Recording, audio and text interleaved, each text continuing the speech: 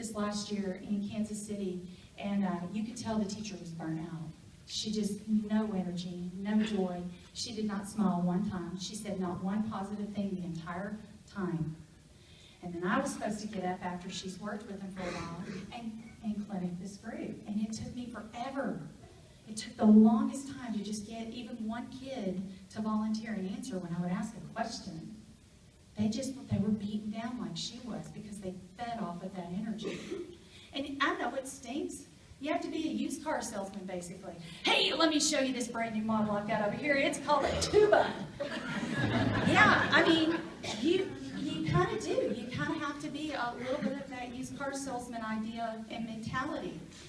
But when you're excited, guess what? The kids get excited. When the kids are excited, it's hard to hold your excitement back. I mean, you feed off of each other, and it becomes this really, really cool environment for everyone. Your students also, whether you like it or not, like I just said, they will be a direct reflection of whatever your attitude is. This is a big one. Find mentors. Now, those are not the best pictures of me ever, but I wanted to put a picture up there. On the right hand is my supervising, my cooperating teacher when I was a baby student teacher. I was her very first student teacher. And she has been a lifelong mentor. I know when I'm frustrated about something, when something has not gone well, I can give her a call and she's always there. She's been there for 26 years. 27. And then on the left side is me with some of my string project teaching assistants. There's so much you can gain from being a mentor to a new teacher. And guys, you don't have to have 18 years of teaching experience to be a good mentor. You can do it your second year of teaching. Find that brand new teacher and say, oh my gosh, okay, so let me tell you what to watch out for. The secretary is crazy. Feed her donuts to tame the beast. Whatever. But you can mentor somebody else. You can be that mentor for somebody.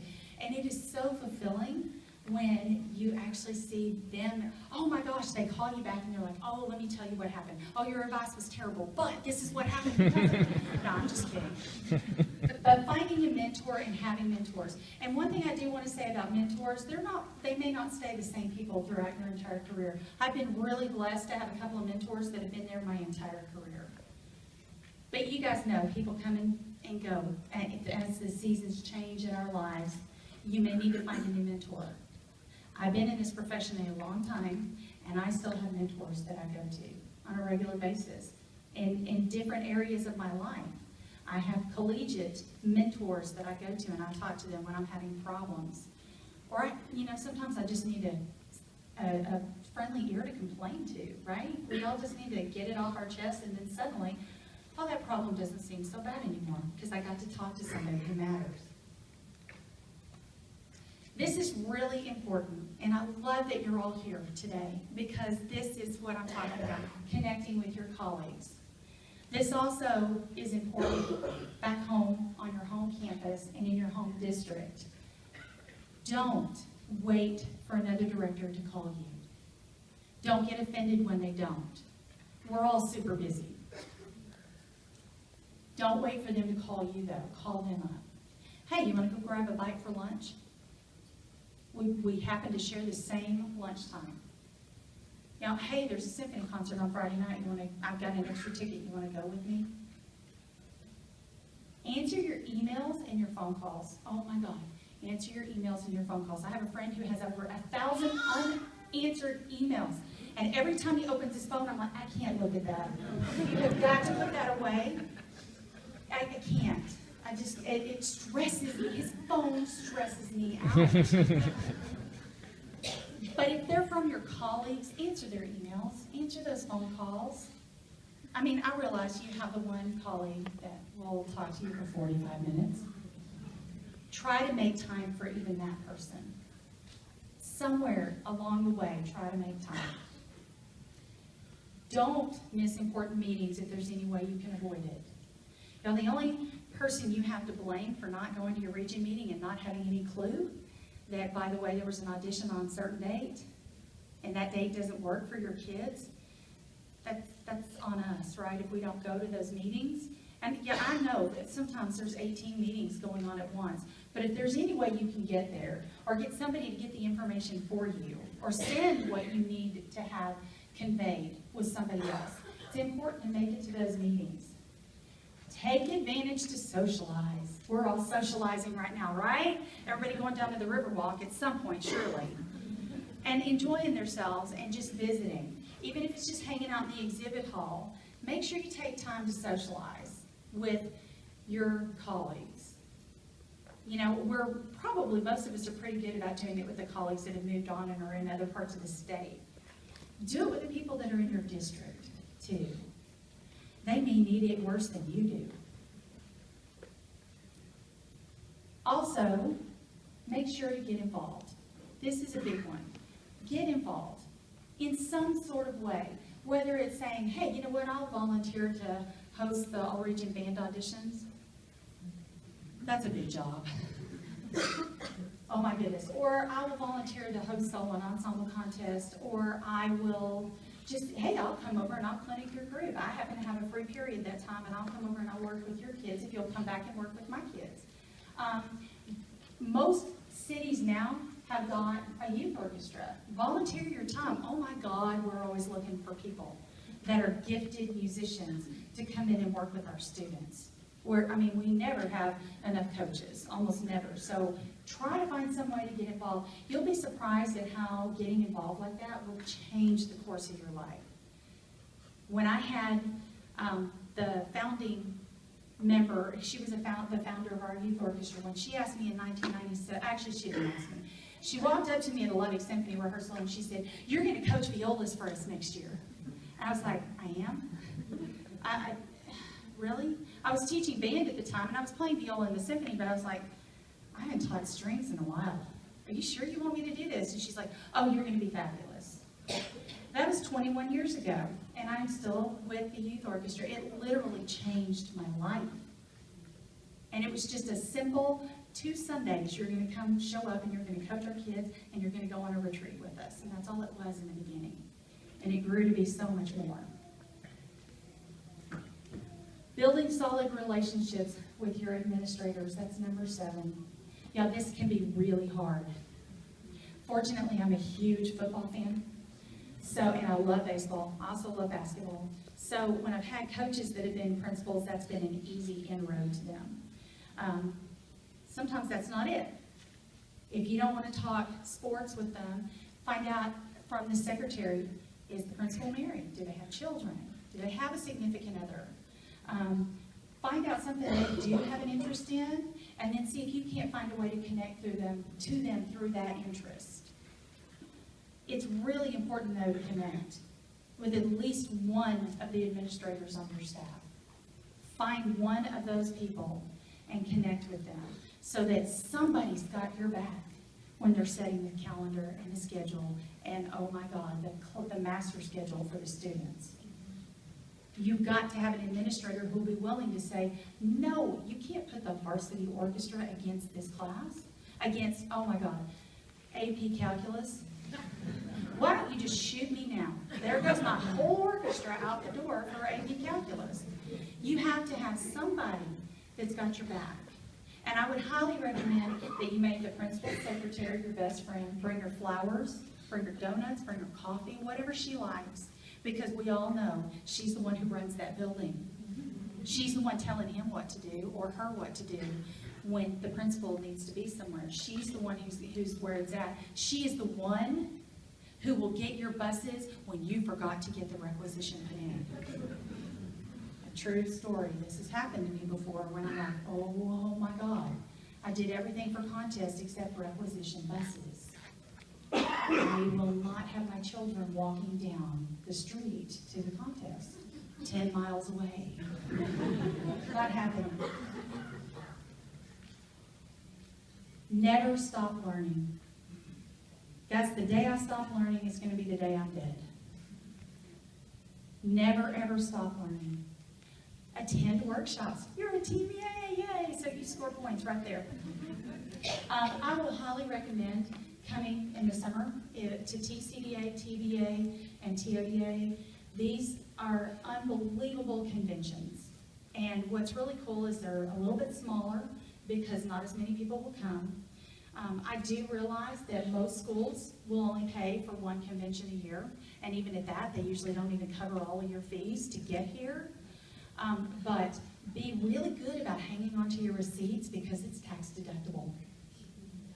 And it's well worth coming down here. It's a little bit more of a party atmosphere. You did not hear me say that. But it's important to come to those opportunities to just meet other people and to have a very fun, relaxed environment and really be excited about what you're doing. They're very cool conventions. And I feel so blessed to actually be in this state and to have grown up here and been teaching here for the majority of my career because, this is the only orchestra director convention in the country that happens during the summertime. You can go to Ohio State if you want to do a week-long visit and do a session there of learning things. There are some things like that are offered, but just a convention atmosphere, we're the only ones who have it going on. So, I'm highly recommending that you do the summer ones too. This is a tough one, but I've done it, and it was actually very fun. Go back and get your master's degree. Get a PhD, for goodness sakes. You can do it. You can do it. There are so many schools that are offering summers-only programs now. And don't be afraid because you're like, oh my God, I'm too old. I got my master's degree at 46 and my PhD at 48. 47? 45 and 47. Hey, I was a little bit younger.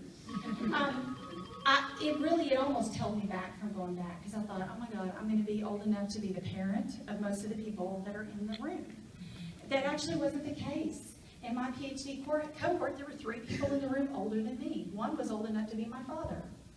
So, what a goofy, can you imagine if I had said, I'm not going to go back because I'll be the oldest one there? What a silly reason to not go back to school when that's what you want to do. Also, take lessons on secondary instruments. You remember how excited you were the very first time you opened that instrument? Or the very first time you had a voice lesson? How cool that was, how exciting it is in the beginning. You can actually recapture some of that excitement by learning a secondary instrument. I just absolutely love my college kids when they walk in and I'm teaching woodwind methods. And just they're so excited to make that first sound on that instrument. And the joy that they have, that sometimes is their saving grace in that semester of form and analysis. Oh. Ed Psych. Talk about a boring class. No, I did not say that. Also, don't forget to go observe classes at other schools. When you have clinicians come in for a region, make sure you go watch those. If you get an opportunity while you're here, go catch one of the all-state conductors working with a group. Those are really great ways to go, ooh, I'm going to steal that move next time I'm conducting. I love that. That was really cool. I do that all the time. Keep making music. This is from a friend of mine, Jed Turner. He's the fine arts director in Allen ISD. We were sitting around the dinner table one night, and he said, a music teacher who no longer plays their instrument is like an out-of-shape PE coach. Who's taking that person seriously? We have to keep practicing our craft for our own musical fulfillment and so that we stay relevant in our teaching for our students. It does not have to be a formal, organized music-making experience. I have some friends of mine that, everybody brings a bottle of wine, so you can already tell what kind of evening it is. We all bring a bottle of wine, and then we bring snack stuff, and we will sit and we will visit for about an hour, and then we go play quartets. We play string quartets for a couple of hours, and it is so much fun. Yes, the playing does get worse as the evening progresses. Like, what key are we in? Oh, shoot, I had the Mozart on my stand, and y'all are playing Stravinsky. It's not working for me anymore. That's about the time we're like, okay, let's go back to talking for an hour so that we can sober up and go home. But it can be something really informal. It can be something formal that doesn't have to be traditional, classical, whatever. Play in a brass quintet. Go play in a woodwind trio. Go be a part of a symphony orchestra. If you've got a local symphony is only in the evenings, like ours is in Lubbock. I've been playing with them for longer than I will admit. But it is absolutely something that just keeps me fresh and alive. I've got students who are teachers that are professional musicians that play in mariachi groups. One of them runs a tango orchestra in town.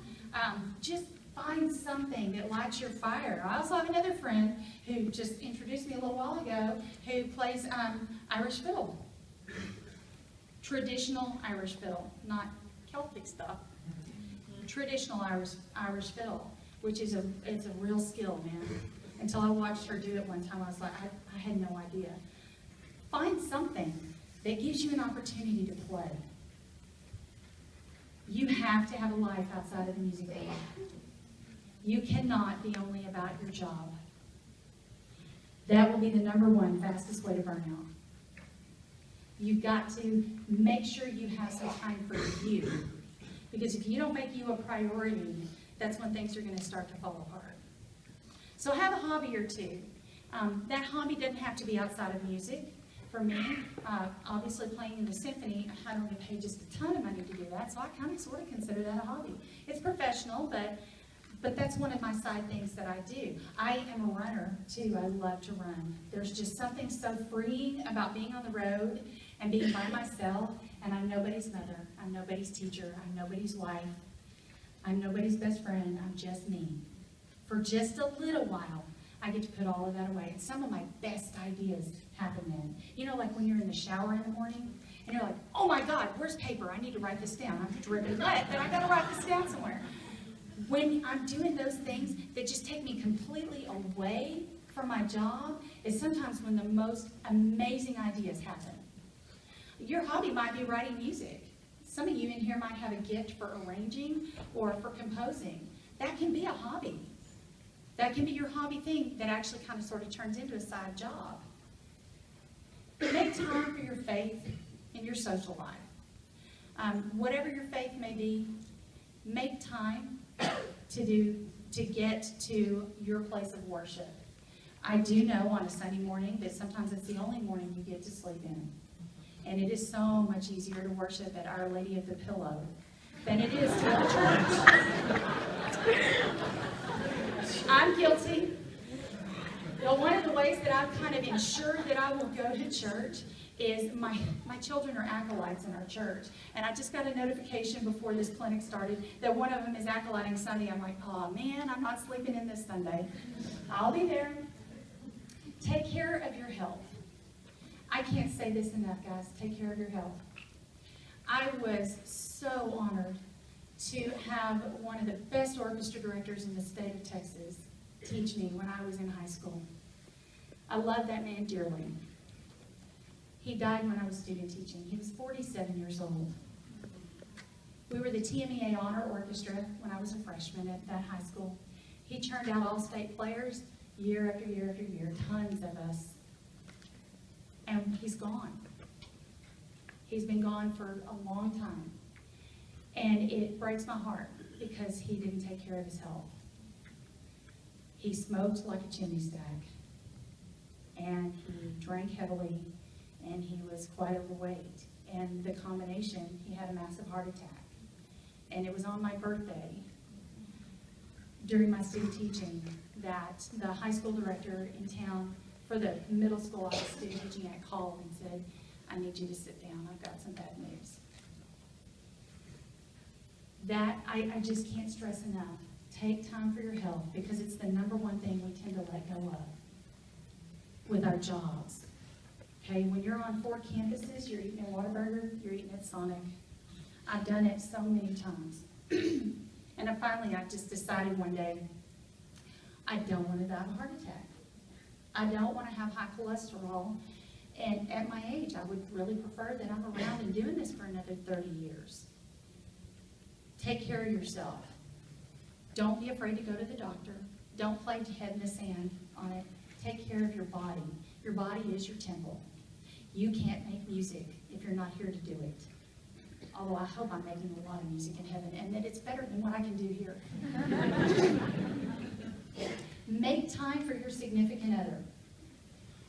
Make time for that person who's in your life. Your husband, your wife, your boyfriend, your girlfriend, whoever that person might be. And please, please, please hear me when I say this. Make sure that in your family life situation, they are your priority. If you take care of your spouse, together the two of you will take care of those kiddos. If you make the kids your priority over your spouse, when the kids are gone and graduated from high school, you're going to wake up and you're going to look at that person on the other side of the bed and go, who are you? I don't even know who you are anymore. And you will have grown so far apart, there may not be a way to get back together again. And I don't know about y'all, but for me, love doesn't just fall out of the sky. That's something that you have to value and take care of and nurture on a regular basis. And I love that Valentine's Day was yesterday. Don't make that the only day you go out on a date with your spouse. Make that a regular habit. Don't make that the only time that you buy them flowers. Yes, I buy my husband flowers. He's like, okay, I don't know what to do with this, but I do. That is totally the look on his face, like, what? The best gift I ever bought him, y'all, there's this new thing called man crates. I bought him a box of like 50 different kinds of jerky. Guess who was the best person on the planet? I'm here. I scored big time. Oh, I didn't mean that. Oh, God, that sounded bad.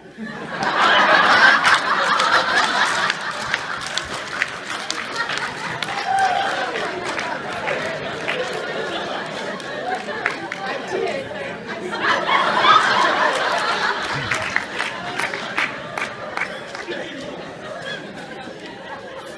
Oh, my gosh. Protect your family time. Protect that family time. I can't stress enough how important it is to take care of your family. And I've added this. I gave this clinic last summer at TODA, but I added this because I had a lady who's an orchestra director, and she approached me at the end and she said, I'm really struggling. I mean, I feel like I'm sinking.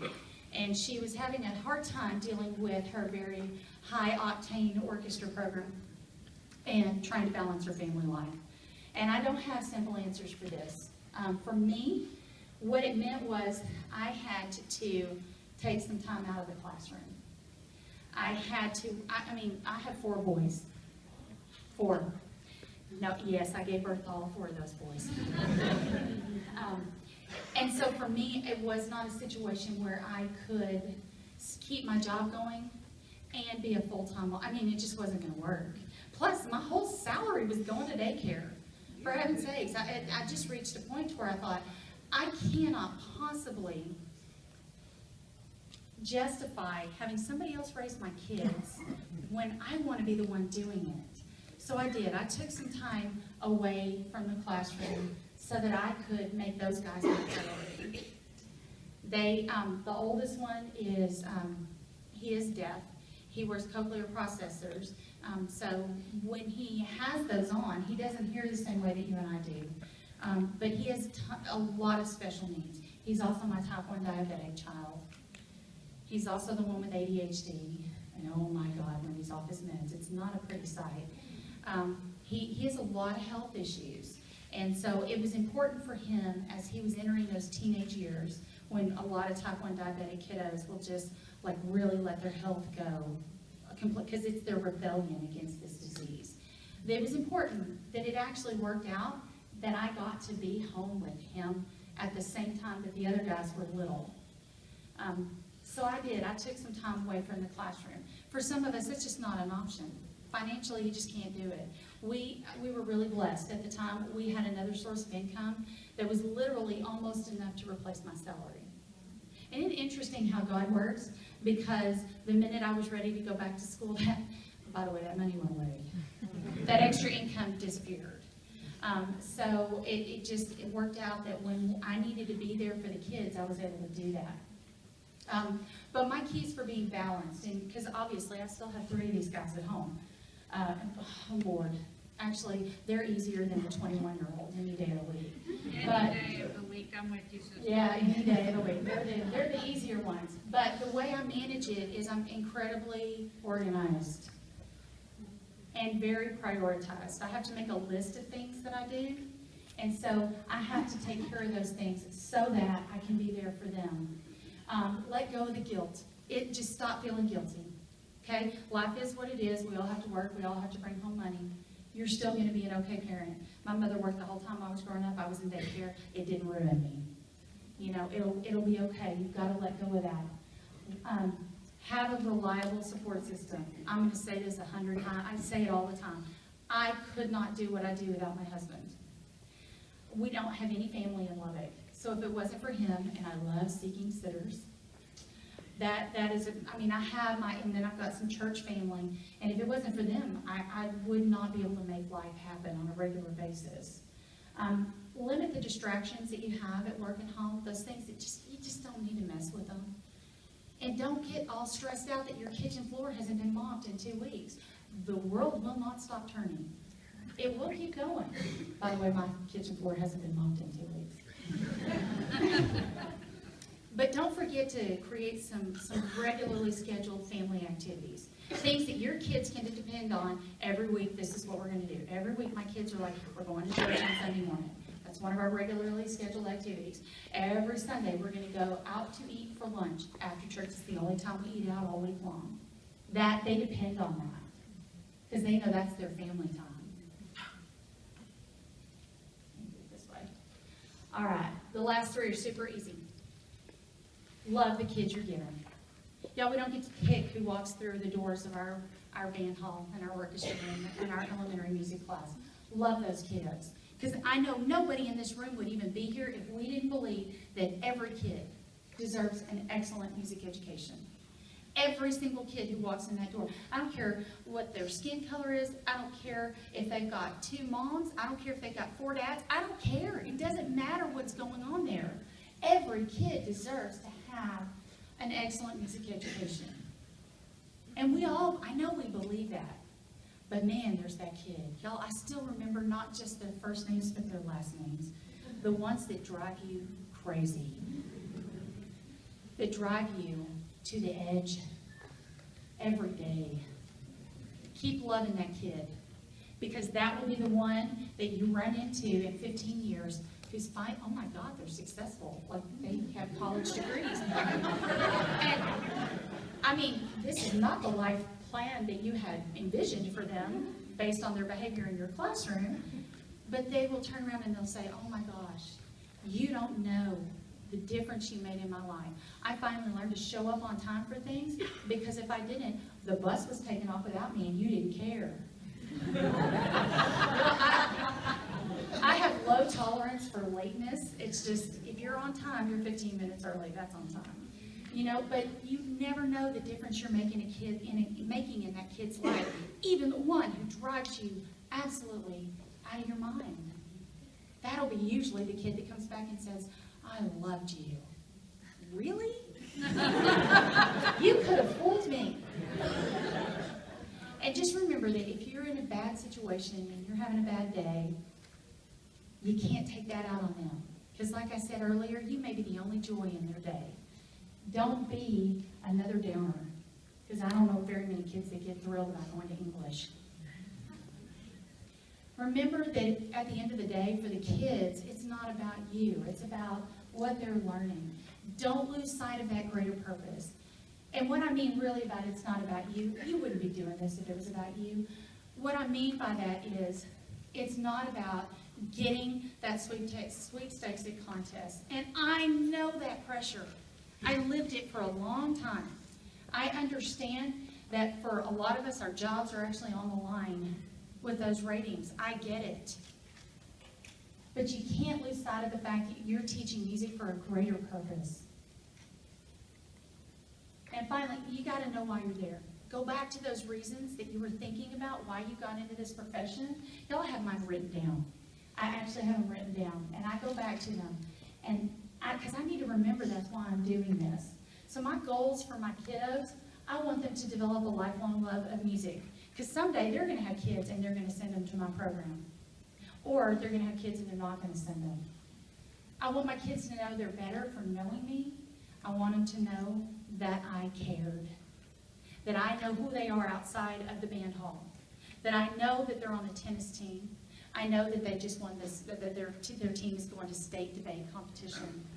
I know that they are the best swimmer in the entire district. I know those things about them. And they're always my student. Once you're my student, you're always my student. So my kids know they can contact me at any time, and I will always be there to mentor them, to help them in whatever way I can. And then finally, on the job crafting, what I meant by job crafting. You have to decide what is going to fill that ikigai for you. What is that purpose, that reason for being for you? It's going to be different for every purpose. For me, job crafting meant that I am a youth orchestra conductor. I'm permanently seeking a long-term home as a music education professor. I am also a professional musician. I play in the Lubbock Symphony. So I've got multiple ways that I'm doing things to make my job work for me. And you can do that within your community. But let me tell you this, don't wait for opportunity to find you. Go seek it out. I've never heard of anybody, I mean, for the majority of us, opportunity didn't just come up and knock on your door. You make it happen by doing things like coming to TMEA. You make it happen by being involved and getting active and doing things. And be patient. You're not going to fix whatever your job situations are overnight. It's going to take some time. It's going to take a little bit of effort. And you're going to have to set those goals. Think big. Set short-term goals, and hey, you know what? If you don't get your goals at the beginning, guess what? You're still going to get further than you were yesterday. And this is from Christopher Reeve. So many of our dreams at first seem impossible. Then they seem improbable, and then when we summon the will, they soon become inevitable. Or you can just go with Tupac. Reality is wrong, dreams are for real. Thank you guys.